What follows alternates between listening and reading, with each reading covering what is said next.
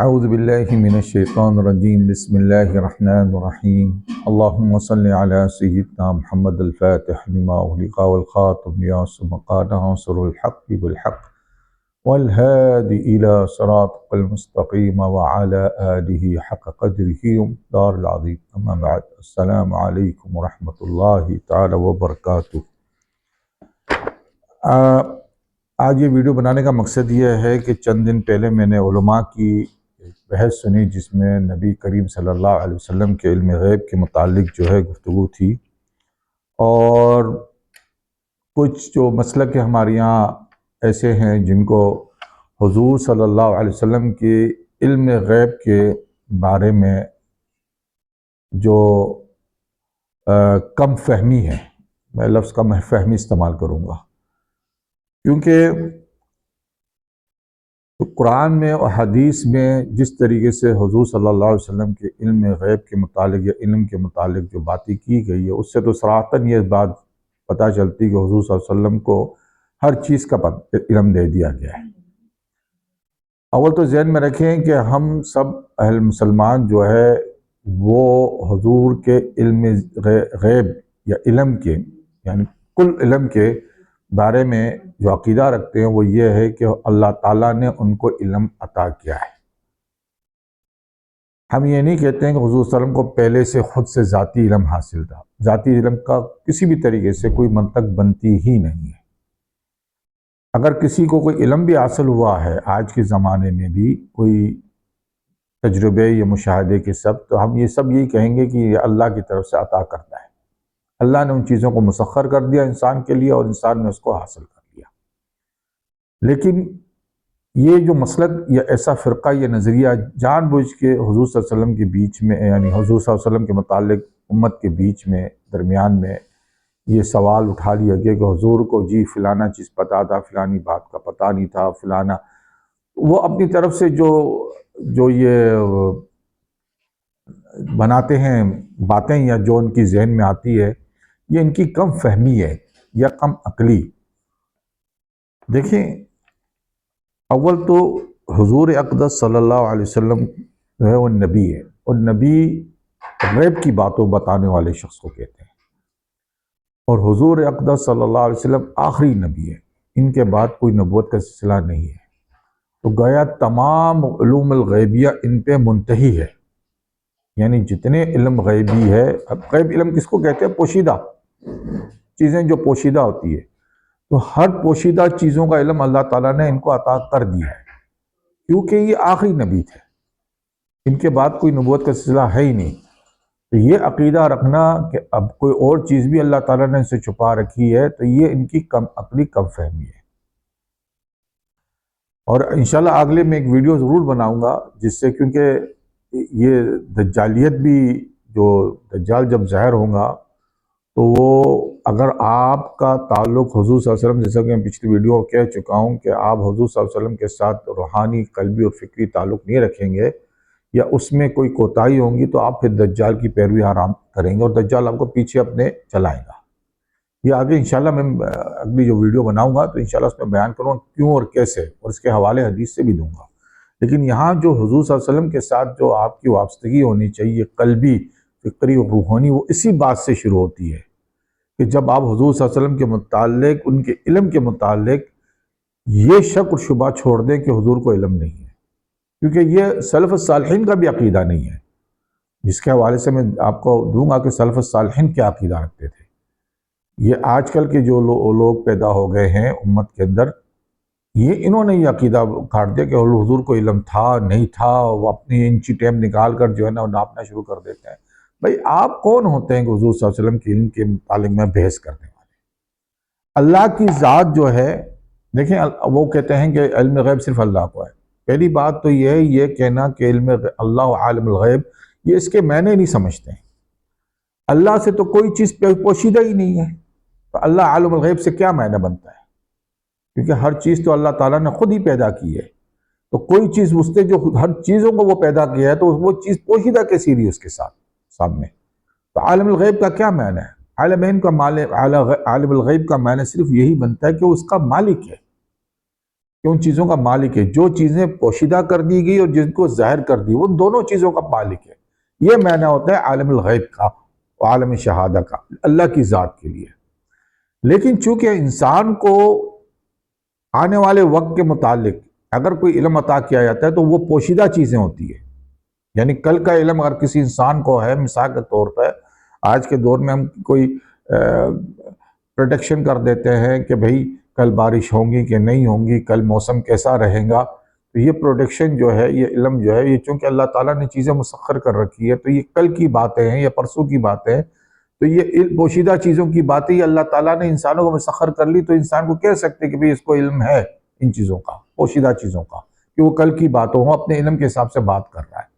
لیکن اللہ تعالیٰ کی جو ذات ہے وہ تو ان کے اس کی نظر کے سامنے نہ کل پوشیدہ تھی، نہ ماضی پوشیدہ ہے، نہ حال پوشیدہ ہے. تو وہ تو اس کے مطلب عالم غیب کے متعلق وہ کیا معنی ہے اس کے معنی ہو کہ وہ مالک ہے ان چیزوں کا. تو یہ ہے. اب حضور صلی اللہ علیہ وسلم کو اللہ تعالیٰ نے تمام علوم دے دی ہے. یہ حدیث میں بھی بیان ہے، قرآن میں بھی بیان ہے.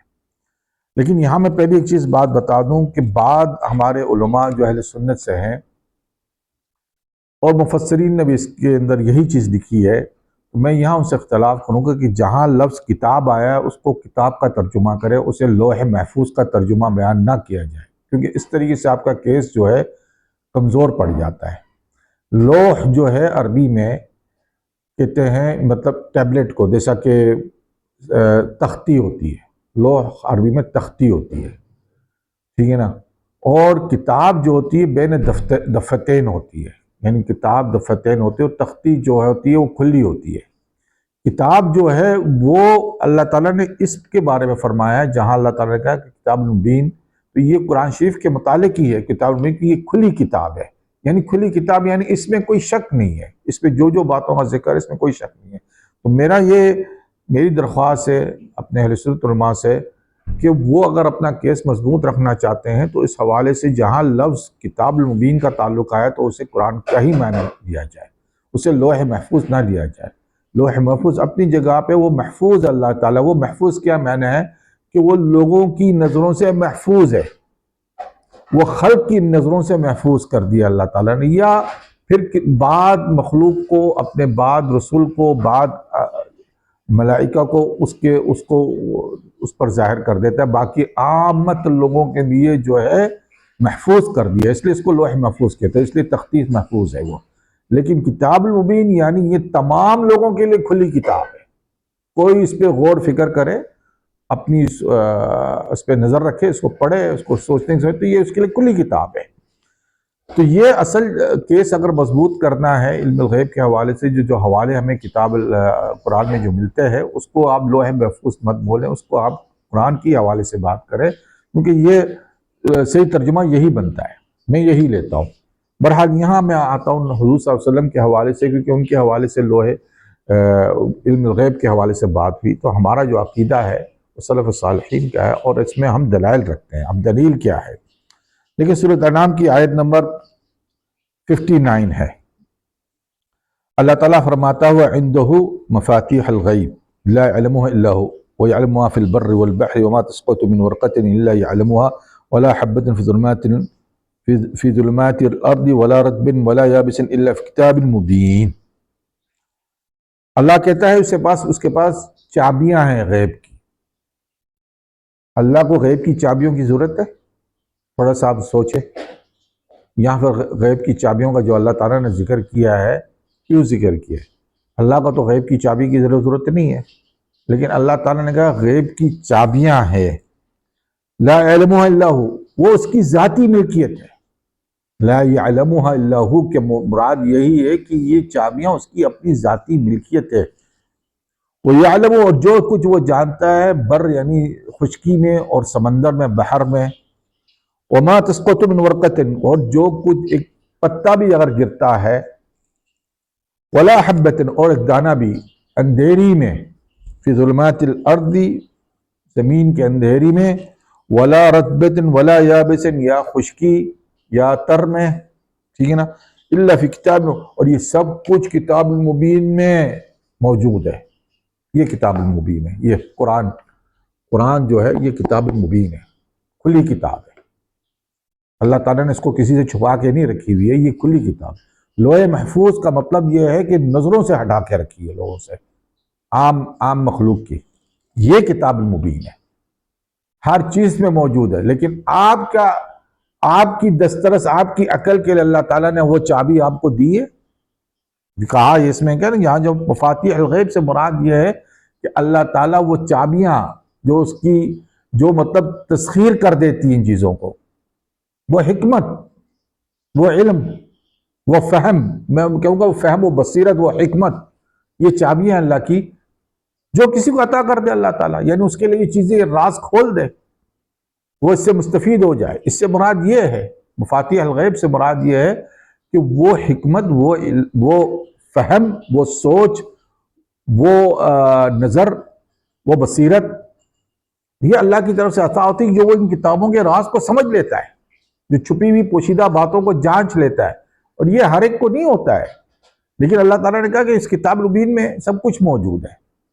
اچھا، یہ کتاب کس پہ نازل ہوئی ہے؟ حضور اکرم صلی اللہ علیہ وسلم پر۔ ٹھیک، اب ایک اور آیت کے ہم تقریباً دلیل لیں گے اس سے، تاکہ بات کو اور سمجھے۔ ہم اپنی دلیل رکھتے ہیں اس بات پہ کہ اس کتاب میں ہر چیز مبین ہے، اس کا انکار کوئی نہیں کر سکتا ہے۔ اچھا، دوسری طرف ایک آیت ہے، آیت نمبر 64 سورۃ نحل کی، وَمَا أَنزَلْنَا عَلَيْكَ الْكِتَابَ إِلَّا لِتُبَيِّنَ لَهُمُ الَّذِي اخْتَلَفُوا فِيهِ وَهُدًى وَرَحْمَةً لِقَوْمٍ يُؤْمِنُونَ کہ حبیب صلی اللہ علیہ وسلم، ہم نے تم پہ یہ کتاب نازل ہی اس لیے کی ہے کہ تم اس کو بیان کر دو، اسے کھول دو لوگوں کے سامنے کہ جس میں وہ اختلاف کرتے ہیں، اس میں ہدایت اور رحمت ہے، لقوم، جو اس پہ ایمان لاتا ہے، ان کے لیے ہدایت اور رحمت ہے جو اس پہ ایمان لاتا ہے، اس کتاب کے لیے۔ ٹھیک ہے، کہ تم اس کو بیان کر دو۔ پہلی آیت میں تھا کہ اللہ تعالیٰ نے کتاب المبین، یعنی اس کتاب میں ہر چیز اس میں رکھ دی گئی ہے۔ دوسری آیت یہ اللہ تعالیٰ بیان کر رہا ہے کہ آپ اس کو سمجھانے والے، کتاب کو سمجھانے والے آپ ہیں، تاکہ آپ لوگوں کو سمجھا سکو۔ اسی طریقے سے اسی سورت نحل کی آیت 89 ہے،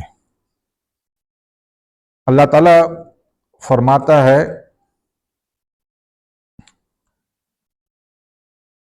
کے اندر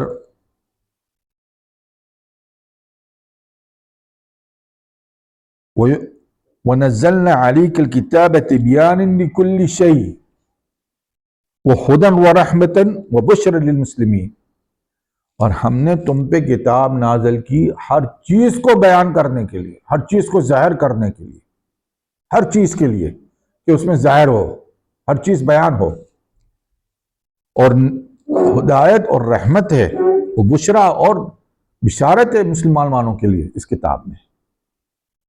تو کتاب کو نازل نبی صلی اللہ علیہ وسلم پہ کی گئی کہ وہ اس کو کھل کر بیان کر دے، ہر چیز میں بیان کردہ ہے، ہر چیز کے اندر اللہ تعالیٰ نے بیان کر دی، اور اپنے نبی کو مقرر کیا کہ وہ اس چیزوں کو بیان کرے گا۔ یعنی اس کتاب کا جو صریح جو علم ہے، صحیح علم، وہ حضور اکرم صلی اللہ علیہ وسلم کے پاس ہے، ہر ایک کے پاس نہیں ہے۔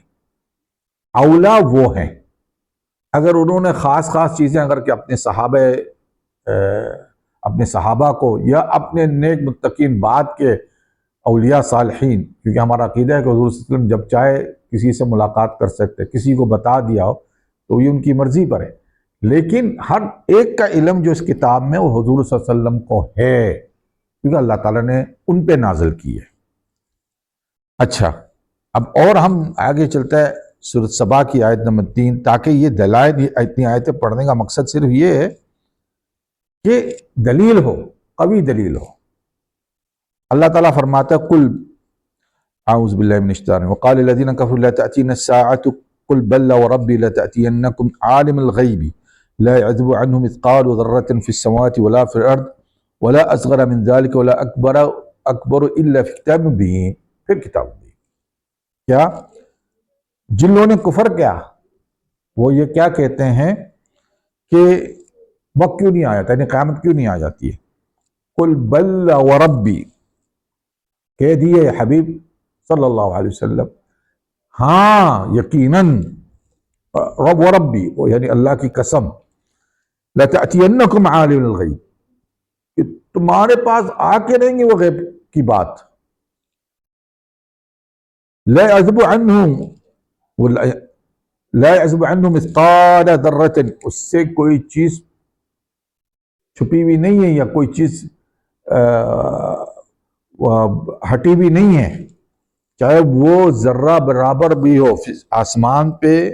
مثقال ذرۃ یعنی ذرہ، ایٹم، ذرہ کہتے ہیں ایٹم برابر، فی السماوات والارض، زمین و آسمان، ولا اصغر من ذلک، ایٹم سے بھی نیچے. اب ایٹم سے نکلے چیزیں، چھوٹی چیزیں کیا ہو سکتی ہے؟ جو اس کی نیوکلس ہے، الیکٹرون ہے، پروٹون ہے، جو ہم کہتے ہیں ایٹم کے 3 جو نا ایلیمنٹس ہوتے ہیں، وہ جو اندر الیکٹرون، پروٹون اور نیوٹرون، تو وہ ایٹم بناتے ہیں. اس سے اللہ تعالیٰ نے یہاں کہا کہ ولا اصغر من ذلک ولا اکبر، نہ اس سے چھوٹی طرف چیز، نہ اس سے، اب اس سے بڑی جو ہوتی ہے وہ مالیکیولز میں آ جاتی، کیونکہ ایٹم آپس میں جب ملتے ہیں تو ایک مالیکیولز کی بناتے ہیں، تو یہ اس سے بھی چھوٹی اور اس سے بھی بڑی. الا فی کتاب، اس کا ذکر بھی اس کتاب مبین میں ہے، اس کھلی کتاب میں ہے. تو گویا مراد ہے کہ حضور صلی اللہ علیہ وسلم کو ایٹم کا بھی پتا تھا کہ ایٹم کیا چیز ہے، جو آج کے زمانے میں نیوکلیر فزکس میں نکلا، اور جس پہ ہم کافی گفتگو کرتے رہے نیوکلیر ونٹر کے حوالے سے. تو ایٹم کا ذکر بھی اللہ تعالیٰ نے جو اس قرآن میں کیا ہوا ہے، اور حضور صلی اللہ علیہ وسلم کو اس کو پتا، اس ایٹم کے اندر کیا ایلیمنٹس آتے ہیں، نیوکلیس اور پروٹون، الیکٹرون، وہ بھی اس کو اللہ کو پتا ہے. اور حضور صلی اللہ علیہ وسلم، یعنی اللہ تعالیٰ نے حضور صلی اللہ علیہ وسلم کو وہ بھی بتا دیا ہے. اور اس کے آگے اگر وہ ایٹم بڑھ جاتے ہیں تو مالیکیولز کی شکل اختیار کرتے ہیں، وہ بھی بتا ہے. اس کتاب مبین میں وہ چیز بھی ہے، ڈھونڈنے کی چیز ہے. آپ کو اگر اللہ تعالیٰ نے وہ سوچ اور فہم دی ہے تو آپ ڈھونڈ نکالیں گے. نہیں ہے آپ کے اندر وہ فہم اور سوچ اس درجے کی نہیں ہے، تو بھائی آپ کیوں انچی ٹیپ نکال کے حضور صلی اللہ علیہ وسلم کی جو ہے نا فہم اور سوچ کو ناپنے بیٹھے ہوئے ہو، ان کے علم کو؟ آپ کیا ہے، وہ کہتے ہیں کیا پدی اور کیا پدی کا شوربہ. آپ کی کیا حیثیت ہے کہ حضور صلی اللہ علیہ وسلم کے علم کے متعلق آپ بات کریں؟ حضور کا علم تمام مخلوقات پر ہے، تمام موجودات پر ہے. اب مخلوق چاہے پوشیدہ ہو چاہے ظاہر میں ہو، اللہ نے جس چیز کو پیدا کر دیا تمام مخلوق کو، وہ حضور صلی اللہ علیہ وسلم کو عطا کر دیا ہے. لیکن جو علم عطا نہیں کیا وہ اللہ کی اپنی ذات کا ہے، اور تمام علوم اللہ کی ذاتی علوم ہے، یعنی اللہ کی ملکیت ہے. لیکن جو علم عطا نہیں کیا وہ اپنی ایک ذات کا ہے، وہ اللہ کے خاص ہے، وہ اس میں حضور کو بھی نہیں عطا کیا ہے. ہاں جو چیزیں مخلوق پیدا کر دی گئی ہے، اللہ تعالیٰ نے چاہے وہ عام مخلوق سے پوشیدہ رکھا ہے، یا جو ہے نہیں رکھا ہے، ظاہر کر دیا، اس کا علم اللہ تعالیٰ نے دے دیا حضور کو. یعنی حضور کے زمانے میں اگر نہیں تھا تو آگے عطا کر دیا. اس کی بھی اب دلیل آگے آ رہی ہے، میں انشاءاللہ اور بھی وہ دلیل پیش کرتا ہوں، ٹھیک ہے نا، تاکہ قاری خلیل الرحمان صاحب یا مفتی طارق مسعود صاحب یا دیگر حضرات جو اہل دیوبند سے تعلق رکھتے ہیں یا اہل حدیث سے تعلق رکھتے ہیں، ہم حاضر ہیں حضور صلی اللہ علیہ وسلم کے علم الغیب کا دفاع کرنے کے لیے. حاضر ہے، آپ چیلنج کریں گے انشاءاللہ ہم آپ کے ساتھ بحث کرنے کو تیار ہے. لیکن یہاں دلیل آپ کو دے رہے ہیں تاکہ اس کی نوبت ہی نہ آئے بحث کرنے کی، آپ خود ہی سوچیں. اب یہ آیت نمبر ہے 26 جو ہے سورۃ الجن کی. عالم الغیب فلا یظہر علی غیبہ احد الا من ارتضی من رسول فانه یسلک من بین یدیہ ومن خلفہ رصدا. عالم الغیب، مالک ہے یعنی غیب کا. ہر ایک پہ وہ اپنا علم جو ہے ظاہر نہیں کرتا ہے، الا من ارتضی من رسول، کہ سوائے اس کو جس رسول میں جسے کو پسند کرے. حبیب محمد صلی اللہ علیہ وسلم اللہ کے حبیب ہے، ان کو انہوں نے اللہ نے پسند کر دیا ہے. ان پہ جو ہے یہ غیب کا علم پوشیدہ نہیں ہے، یعنی یہ پوشیدہ علم جو ہے ان کے لیے چھپی ہوئی نہیں ہے. اب آپ یہ کہیں گے کہ جی جناب وہ بس کچھ دیا تو کچھ نہیں دیا، تو بھائی آپ نے کیسے ناپ لیا کہ کچھ دیا اور کیسے نہیں دیا؟ آپ کی کیا حیثیت ہے اس معاملے میں؟ یہ تو سوال آپ سے. ہم کہتے ہیں کہ اللہ کا علم جو ہے غیر محیط ہے، اس کی کوئی حدیں نہیں ہے. لیکن حضور کا علم جو ہے نا محیط ہے، محیط کیا؟ مخلوقات اس کے اندر سب شامل ہے جو اللہ نے پیدا کر دی، چاہے وہ ذرہ برابر بھی ہو اور ذرے سے کم بھی ہو یا اس سے زیادہ ہو، تو اس کا علم بھی اللہ تعالیٰ نے نبی صلی اللہ علیہ وسلم کو عطا فرما دیا۔ اگر کتاب مبین میں علم ہے تو ان کے پاس بھی ہے، کیونکہ کتاب انہی پہ نازل ہوئی ہے۔ آگے ہم اس کی اور دلیل میں آپ کو یہ دے دوں، سورۃ تکویر کے اندر اللہ تعالیٰ کہتا ہے، آیت نمبر 24 ہے، آیت نمبر 24 میں اللہ تعالیٰ فرماتا ہے وَمَا هُوَ عَلَى الْغَيْبِ بِضَنِينٍ، اور وہ غیب کی باتیں بتانے میں بخیل نہیں ہے۔ جو بتانے والا بخیل نہیں ہے تو عطا کرنے والا کیسا بخیل ہوگا بھائی؟ آپ سے سوال ہے۔ یعنی آپ جن سے جن پہ کتاب نازل ہوئی، یعنی حضور صلی اللہ علیہ وسلم کے متعلق اللہ نے فرما دیا کہ ان سے آپ کچھ بھی پوچھو غیب کے بارے میں، یہ بخیلی نہیں کریں گے بتانے میں۔ تو جس نے عطا کی ہے، عطا کس کی؟ اللہ کی، تو وہ کیسے بخیل ہو جائیں گا اپنے حبیب کو بتانے میں؟ تو آپ کی عقلوں میں تو ماتم کرنا چاہیے نا، اگر آپ یہ سوچتے ہیں کہ اللہ نے یہ دیا تھا اور یہ نہیں دیا تھا، تو اللہ تو کہتا ہے کہ یہ بخیل نہیں ہر بات بتائیں گے آپ کو۔ تو جنہوں نے اس کو عطا کی، کس نے؟ اللہ تعالیٰ کی ذات نے عطا کی، ہم تو علم غیب کی عطائی کے قائل ہے، تو وہ کیسے بخیل ہو سکتا ہے اپنے حبیب کے بارے میں کہ وہ عطا بتائے اور نہیں بتائے؟ کیوں؟ جب بتانے والا بخیل نہیں تو عطا کرنے والا کیسا بخیل ہوگا؟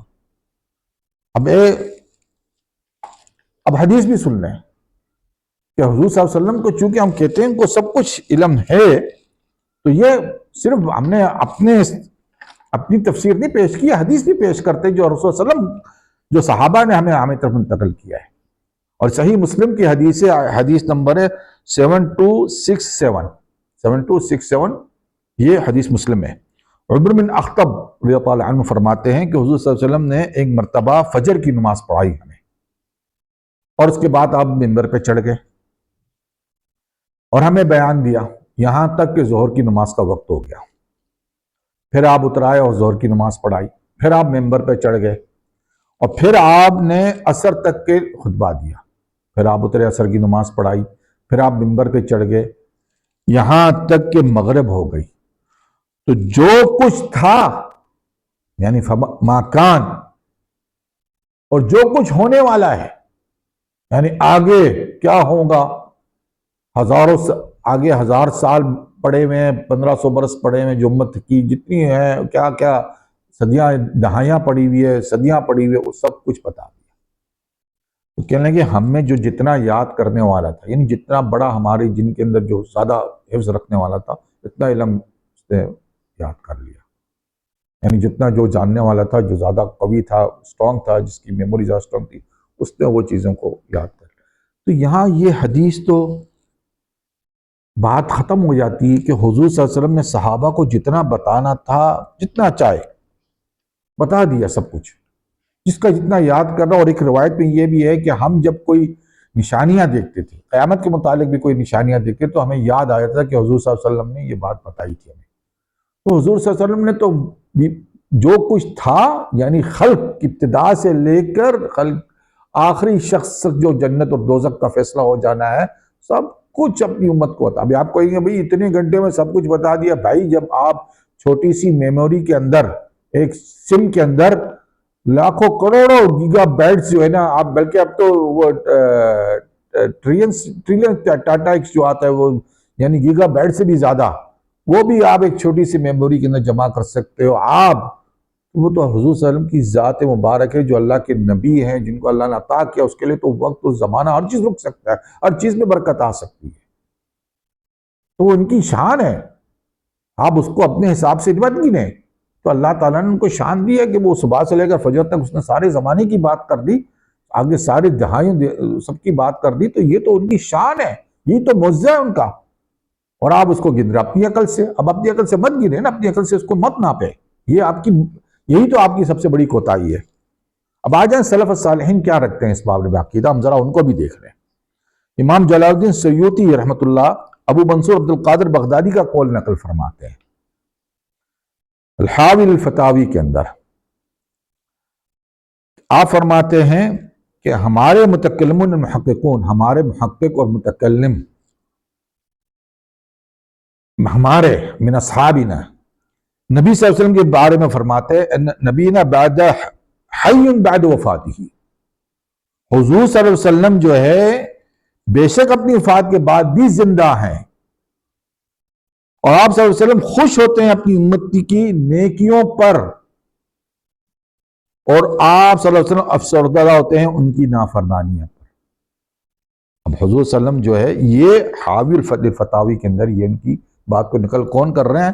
امام جلال الدین سیوطی، یعنی ہمارے سلف الصالحین کا جو عقیدہ ہے میں وہ بیان کر رہا ہوں اس وقت۔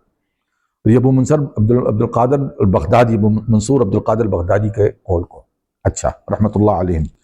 اب آگے پڑھتا آپ کر رہے ہیں، اچھا شارح بخاری امام احمد بن محمد قسطلانی رحمۃ اللہ علیہ فرماتے ہیں، میں ان کے عقائد بیان کر رہا ہوں اس وقت، لا نفرق بین موتی و حیاتی فی مشاہدتی لامتی و معرفتی باحوالی و نیاتہم و عزائم و خواترہم و ذالک عند جلی لا خفی بھی۔ مواہب اللدنیہ کے اندر وہ فرماتے ہیں، ان کی کتاب مواہب اللدنیہ ہے، آپ فرماتے صلی اللہ علیہ وسلم کی حیات اور وصال کے درمیان کوئی فرق نہیں ہے۔